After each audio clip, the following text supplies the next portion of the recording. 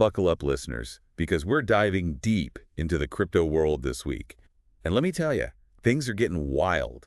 Whether you're prepping for a big meeting or just trying to keep up with this whirlwind, we've got you covered. Bitcoin's making history. Some major players are changing their tune on crypto, and oh boy, are there some cautionary tales. It's definitely a roller coaster, that's for sure. No kidding. So let's start with the big news. Bitcoin blasted past $100,000 this week. Peaking at, let's see, $106,533. Wow.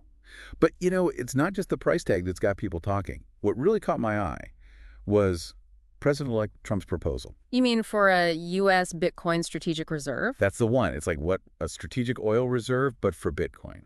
What's the thinking there? What could it mean if this actually happens?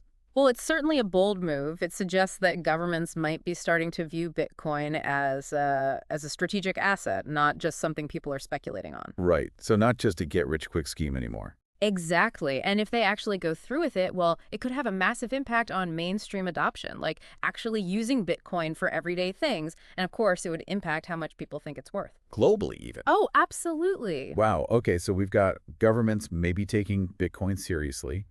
But what about, the big players in finance? Yeah. Those institutions that control, like, all the money. You're talking about institutional investors. Yeah, exactly. And there's been some interesting news on that front, too, like MicroStrategy. They've gone all in on Bitcoin, and now they've joined the NASDAQ 100 index. That's a pretty big deal. It is. Plus, European crypto ETPs. Exchange-traded products. Right, thanks. They saw 108 million pounds in inflows last month. That's November for everyone keeping track. So break it down for us. What does all this mean, especially for folks who might not be familiar with, like, ETPs and indexes and all that? Sure. So imagine ETPs like baskets of assets you can invest in. Kind of like stocks, but they focus on cryptocurrencies. Okay, so it's like a way to get into the crypto game without having to, like, pick and choose individual coins. Exactly. And this big inflow of money into those European crypto ETPs shows us that big institutional investors, like the ones with serious money, are getting more and more interested in crypto. They're looking for familiar ways to jump in. Makes sense.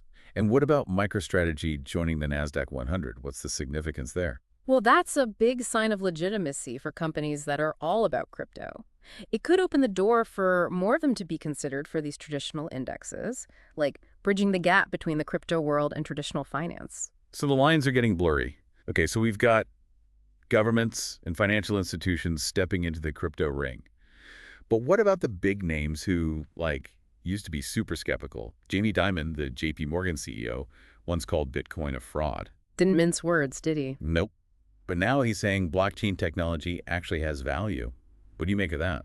It's definitely a shift. I mean, he still seems hesitant about Bitcoin itself, but he's admitting that blockchain, the tech behind it, has potential. So maybe even the skeptics are starting to come around. It seems that way. The technology's proving itself, and even Dimon can't ignore that. It's like you can't ignore the what is it? The writing on the wall. That's the one. And Dimon's not the only one changing his tune.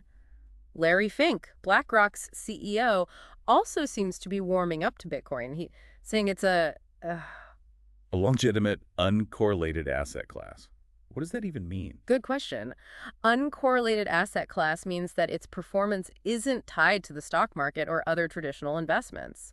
So if the stock market crashes, Bitcoin could go up. I see. So it's like a safety net. Kind of. It helps investors diversify their portfolios, spread their risk around. Makes sense.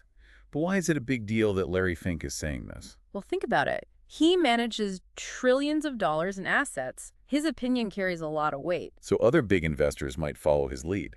Exactly. We could see a wave of institutional investment into crypto just because of what Fink said. Wow. Okay, let's shift gears a bit and talk about the regulatory landscape. Always a fun topic in the crypto world, right? Oh, yeah. Always keeping things interesting. Coinbase's chief legal officer is calling for SEC Chairman Gary Gensler to be replaced with someone who's, well, more crypto-friendly. Yeah, there's definitely some tension there. What's the backstory? Well, it comes down to balancing innovation with regulation. Some folks argue that strict regulations are going to stifle the crypto industry's growth, like prevent it from reaching its full potential. But others think some rules are necessary, right? Right. They believe that clear guidelines are essential to protect investors, prevent things like money laundering, and ultimately make crypto more mainstream. It's a tough balance for sure. And this isn't just a U.S. issue, is it? Kraken just got fined $8 million in Australia for, well, not following the rules. Yep, non-compliance with regulations.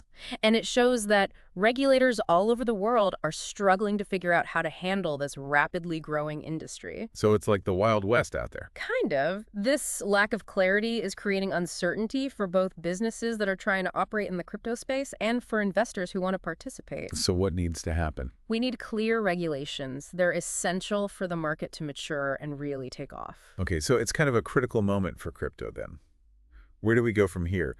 Some analysts are saying Bitcoin could hit $150,000 in the next cycle. Yeah, that number's floating around. Yeah. But it's important to remember that crypto markets are, well, they're incredibly volatile. Meaning? The price swings can be huge and unpredictable, so making investment decisions based solely on price predictions can be pretty risky. So what should people focus on then? The fundamentals. Look at the underlying technology, the growing interest from big institutions, and those regulatory frameworks we talked about. Those are the factors that will determine whether crypto is a long-term success or just a passing fad. Great advice. So, listeners, we've covered a lot today. Bitcoin's breaking records, institutions are dipping their toes into the crypto pool, and regulators are trying to figure out the rules of the game. It's a fascinating time to be watching this all unfold. Absolutely. As you continue to explore the world of cryptocurrency, here's something to think about. How do you think these events will shape the future of money? Will you be a part of this evolving landscape? Stay tuned for our next deep dive, where we'll continue to explore the exciting and ever-changing world of crypto. See you then.